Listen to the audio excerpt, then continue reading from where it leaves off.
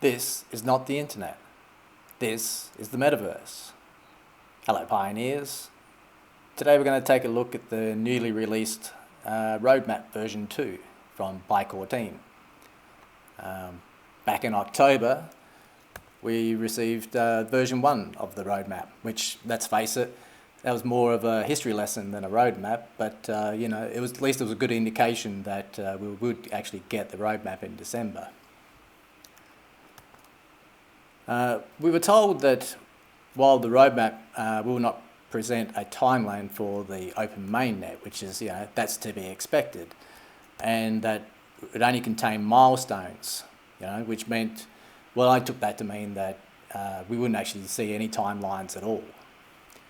But to our surprise, when the version 2 roadmap was released just a couple of days ago, we actually did get a timeline for open mainnet, and core team says that they fully intend to go to open mainnet in 2024, which would normally be good news, except that they've got the old caveat of if the following 3 conditions are met, right? Which leads us to a bit of skepticism as usual. So what are the conditions? Condition 1. Finish any open network preparation work in technology, product, business, and legal following the consistent strategies of PyNetwork. Condition 2, achieve the following goals in network KYC, migration, and utility creation. Condition 3, the absence of unfavorable external environment which would hinder the success of open network. So these conditions are fine, but the only thing is it leaves them open to be able to extend the wait for open mainnet.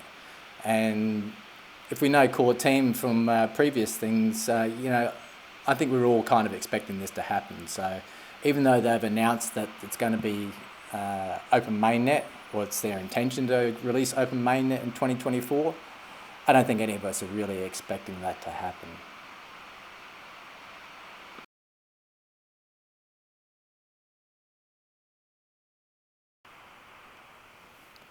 So let's dig a little bit deeper into each of the conditions.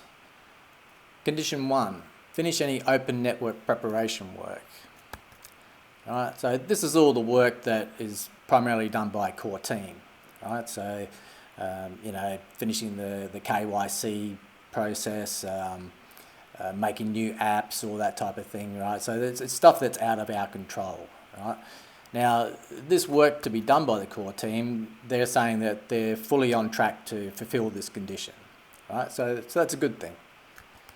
Some of the things that, just to point out, is that, they state here that some of these things they won't discuss due to security reasons or because they relate to things they call stealth projects. Right? So these are just basically, these are apps and stuff that they've got being currently developed in the wings, and they don't want to release them yet. So I take that to mean that in 2024 we'll see some new apps released, which is to be expected, of course. Condition 2, achieve the following goals in network KYC, migration, and utility creation. All right, so first of all, they set a baseline here, right, where they tell us what it currently sits at. So we've got 8 million KYC pioneers, including fully KYC and tentative KYC. 3.9 million people have been migrated to mainnet, which is pretty close to 4 million now. And they class that there's about 40 real apps out there. Right? So this is our baseline. And where they want to achieve for condition 2 is 15 million pioneers to pass KYC, fully and tentative KYC, 10 million pioneers migrated to the mainnet. Right, so this is pretty achievable.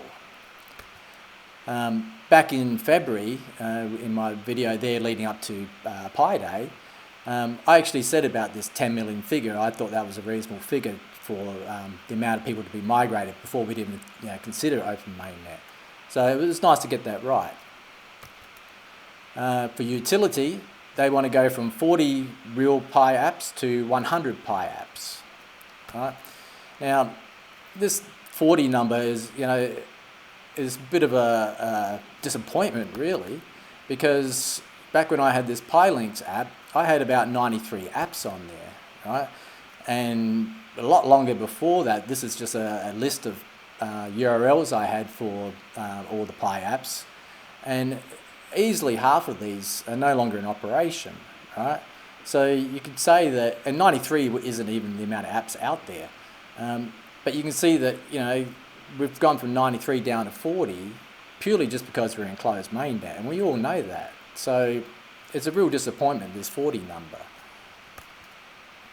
And then they go on to say that, you know, how can the Pioneer community contribute to the progress of Open Network, right? And then they say it depends on you, right?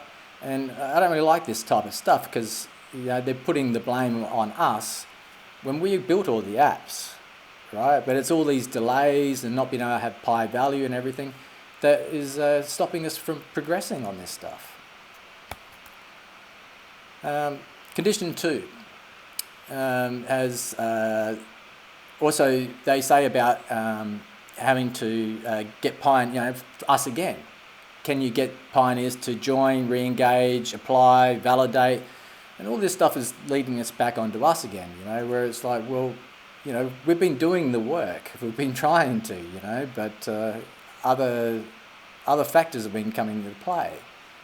So, I mean, for me, I can't even sign anyone up. You know, I have a YouTube channel and I've got 27,000 Twitter followers. I can't get anyone to sign up.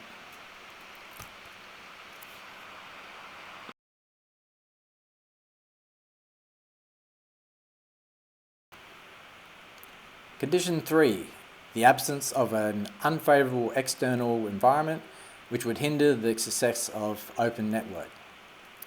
Right, so if you read this spiel here, you know, this basically just leaves it way open for anything to happen, right? So this is completely vague, and even if we satisfied 1 and 2 conditions, condition 3 can come in at any time with anything and give core team an excuse to delay again, you know. So, you know, like I said, these conditions, you know, anything can delay the opening of mainnet for 2024. So aside from that, you know, they left us with some Q&As. Is there a guarantee that Open Network will happen in 2024?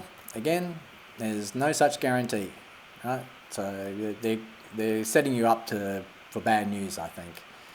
And again, here they're talking about how if they fulfill 1 and 2, you know, they can't control 3. And what I thought was unique here is I'm just curious what adjustment we're going to have to do for the new global realities and what they're going to be. How can a Pioneer community contribute to our progress towards Open Network? Right, again, it depends on you, right? They're putting the onus onto us. You know, it's up to us whether we get there or not. I don't agree with that. Why are KYC and migration goals achievable by and primarily dependent on the community? Again, it's dependent on us, right? This is a common theme here. What is the purpose of KYC and why is there a delay for some accounts? Right, so this is them explaining, you know, why there are such delays. I thought one little thing I like about in here is where they talk about corner cases. Now, we've only got 3 million, well, let's say 8 million, right? There's 8 million people KYC'd, right, out of a possible 47 million, sorry, 47 million. Now, that's not corner cases, is it? You know, so a little wording like this I think is a little bit disingenuous. What type of Pi apps do not count as real Pi apps for the utility goals in condition 2? So what I find interesting here is they violate the Pi policies, right? And what we've seen in the past, is I covered this with the hackathons, is that you're not allowed to have the Pi prefix according to Pi Core Team. They say that they've trademarked it. Now, I don't think you can trademark a prefix. They say they can, but anyway, it's their policy, But we all know we've got PyChain, more Pi webinars. All the Pi apps are called Pi something. So, and some of them have changed their names, but this is pretty common. So this goes back to the 40 real Pi apps, which they say they're validated. I mean, you can guarantee that like PCM and all that are in there. So I find that little part curious. What is Open Network? This is just an explanation. It's quite good. Explains it all. How can we know the progress towards the Open Network goal in 2024, right? So this is just them saying we're going to have some transparency, which would be nice. And, they're going to keep us up to date and let us know when we hit the milestones, So let's hope we do get that. And, everything goes smoothly.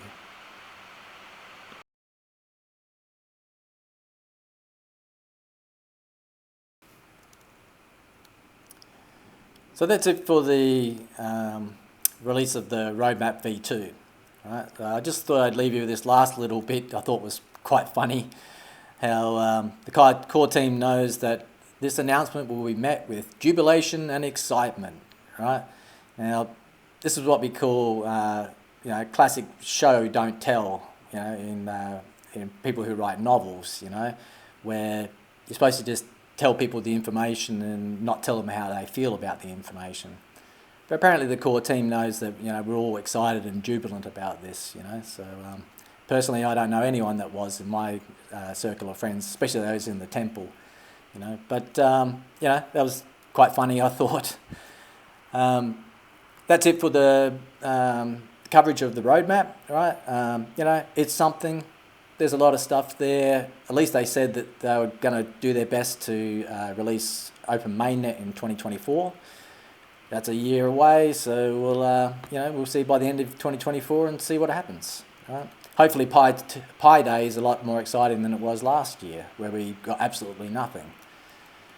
I just finished the video off with a little bit of business. Obviously, I'm still trying to get funding for Metaverse. Right, so I actually talked to a couple of rich people in the last month. Trying to convince them to invest in something like this. There's still skepticism there, so they haven't come on board yet or anything like that. But I'm still talking to people. If yourself are interested, you can check out my pitch deck and my time travel videos. The links are in the description. And or you can go through my YouTube channel and just search all the videos through there, give you a good insight to what Pi Network's all about. And if you're interested, you can send me a DM on X or Telegram at IQ_Metaverse. Right. So that's it for the video. I'll leave you with my usual meme of Nicholas is Satoshi, and wish you all the best and Happy New Year for 2024, and I guess we'll look forward to Pi Day.